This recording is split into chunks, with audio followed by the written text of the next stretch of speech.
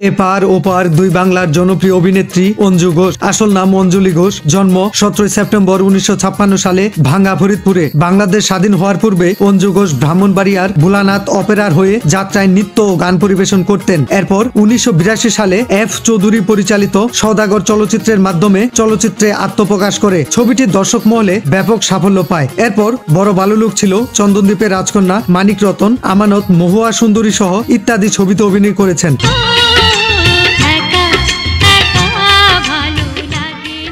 1986 সালে ক্যারিয়ারের কিছুটা বিপর্যয়ের মুখে পড়লেও 1987 সালে সর্বাধিক 14টি ছবিতে অভিনয় করেছেন। 1989 সালে ইলিয়াস কাঞ্চনের সঙ্গে বেদের মেয়ে জ্যোৎস্নায় অভিনয় করেন এবং ছবিটি অবিশ্বাস্য রকম ব্যবসা সফল হয় এবং দর্শক মহলে তুমুল জনপ্রিয়তা অর্জন করে।